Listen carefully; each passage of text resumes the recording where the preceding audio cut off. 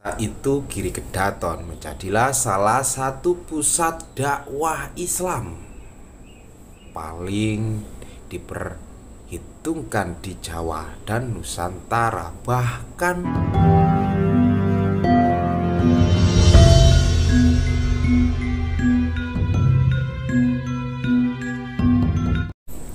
Assalamualaikum, salam rahayu, salam budaya, salam sejahtera bagi kita semua.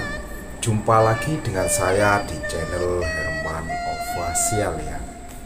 Kali ini saya tidak jejak sejarah. Kali ini saya tidak mengeksplor tempat-tempat leluhur, melainkan kali ini saya akan bercerita sedikit cerita yang saya mengerti tentang sejarah runtuhnya kerajaan Kedaton Giri.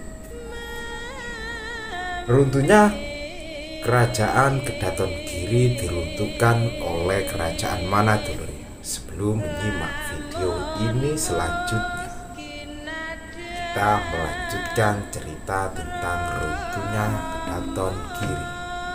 Alangkah baiknya para sedulur semua yang menemukan video ini, saya mohon bantuannya untuk tekan tombol subscribe-nya dan jangan lupa share. Tanpa dukungan panjenengan semua saya tak mungkin bisa. Dan karena dukungan kalianlah saya bisa semangat terus menggali jejak sejarah yang berada di Nusantara ya teman. Yang sudah mendukung channel ini, yang sudah menonton, share, subscribe, saya ucapkan beribu-ribu terima kasih. Semoga kebaikan panjenengan semua selalu dibalas dengan Yang Maha Kuasa dengan kebaikan yang lebih bagus lagi. Giri Kedaton merupakan kerajaan Islam yang berdiri pada abad 15 Masehi. Tepatnya berada di wilayah Gresik, Jawa Timur ya dulur. Didirikan oleh beliau Kanjeng Sunan Giri, salah satu anggota Wali Songo. Sejarah keruntuhan Kedaton Giri terjadi pada tahun 1636 setelah ditaklukkan Kesultanan Mataram Islam di bawah pimpinan Sultan Agung ya. Sultan Agung, pemerintahan Sultan Agung di tahun 1613 sampai 1645 dulu. Sultan Agung berdasarkan catatan salah satu sejarawan ya, Sunan Giri atau Raden Paku menghadap gurunya yakni Kanjeng Sunan Ampel untuk meminta izin meminta izin ya berangkat ibadah haji ke tanah suci Mekah tuh ya. Kita pakai ini dulu ya biar tambah mantap cerita sejarahnya dulu ya.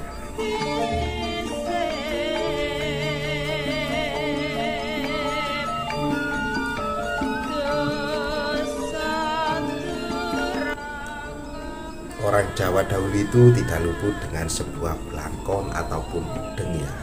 Ini dulur. Nah jangan lupa kopi dulur ya, ngopi sambil mendengarkan sejarah-sejarah kita dahulu. Kopi biasanya itu rokok dulur, mohon maaf dulur ya, saya merokok dulur. Karena rokok ini bagi pencandu perokok ya, tanpa merokok itu tidak jangkep rasanya dulur ya. Kita lanjut. Kanjeng Sunan Ampel menyarankan agar Raden Paku menemui ayahnya terlebih dahulu, yaitu Syekh Maulana Ishaq yang ketika itu ada di Samudra Pasai. Ia pun pergi ke Aceh dan diberikan pelajaran tentang ilmu agama serta politik dulur. Setelah itu Raden Paku diminta ayahnya untuk kembali ke Jawa dan mendirikan pesantren. Raden Paku pun ditemani oleh utusan ayahnya, yaitu Syekh Gringsing ya, kalau tidak salah itu Syekh Gringsing dan Syekh Koja. Kemudian merintis pesantren di Gresik, Jawa Timur ya. Dan menurut salah satu sejarawan, pesantren tersebut didirikan pada tahun 1481. Tempat pesantren itulah yang nantinya berubah menjadi sebuah Kedaton Giri atau Kerajaan Giri Kedaton, kerajaan Islam yang berada di wilayah Gresik, Jawa Timur ya. Dan masa-masa kejayaan Giri Kedaton Giri dipimpin oleh pendiri sekaligus raja pertama, yaitu Raden Paku atau Kanjeng Sunan Giri. Beliau bergelar Prabu Satmata sejak tahun 1481 hingga wafatnya pada 1506 ya. Kerajaan ini mencapai puncak kejayaannya pada era-era pemerintahan Sunan Prapen atau Sunan Giri di tahun 1548 sampai 1605. Demikian dituliskan oleh salah satu sejarawan ya dalam penelitian berjudul Penaklukan Mataram terhadap Giri Kedaton. Jangan lupa dulur ya, tolong di subscribe videonya. Bila mana ada pemula yang mengunjungi video ini, tinggalkan jejak dulur ya, agar saya mudah melacak Anda dengan mudah dulur ya.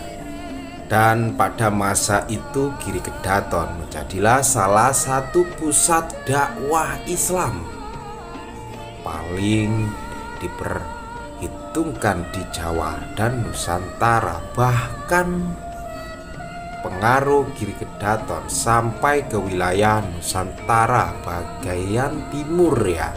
Sunan Prapen saat itu memiliki banyak pengikut santri ya, maksudnya itu yang menjadi imam-imam besar di banyak tempat di luar Jawa, bahkan di luar Jawa pun ada, termasuk Kalimantan hingga Sulawesi. Giri Kedaton menjadi salah satu faktor utama keberhasilan penerapan dakwah Islam di Indonesia bagian timur dulur ya. Dan setelah itu masa keruntuhan Giri Kedaton, Sunan Prapen wafat pada tahun 1605 dan digantikan oleh Sunan Kuis ataupun Guas ya, atau Sunan Giri V. Sejak era inilah kerajaan Giri Kedaton mulai menunjukkan sinyal-sinyal keruntuhan ya, mulai turun. Pada masa itu ya, maksudnya Giri Kedaton mendapatkan serangan dari Kesultanan Mataram Islam yang dipimpin oleh Sultan Agung Mataram Islam. Sultan Mataram berupaya meluaskan wilayah pengaruhnya.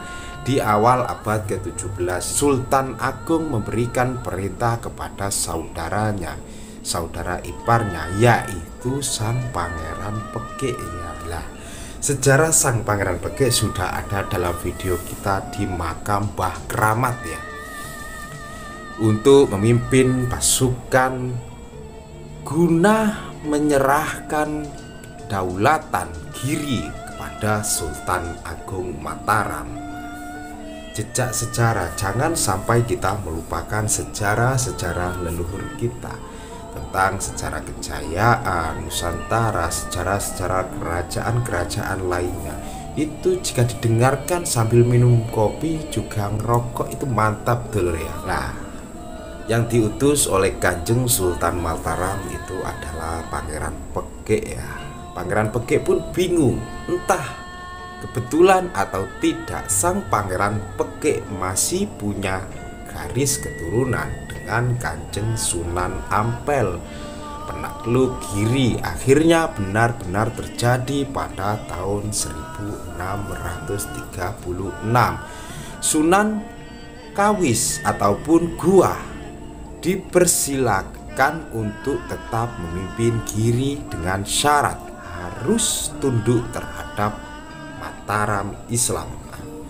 Sejak saat itu wilayah Giri di sekitarnya serta daerah-daerah taklukannya berada di bawah pengaruh Kesultanan Mataram Islam. Gelar Sunan atau Prabu juga tidak dipakai lagi sebagai embel-embel pemimpinan Giri Kedaton, digantikan dengan Panembahan. Panembahan Sunan Giri, embel-embel kesunanan ataupun Prabu itu sudah tidak dipakai lagi, dulur ya.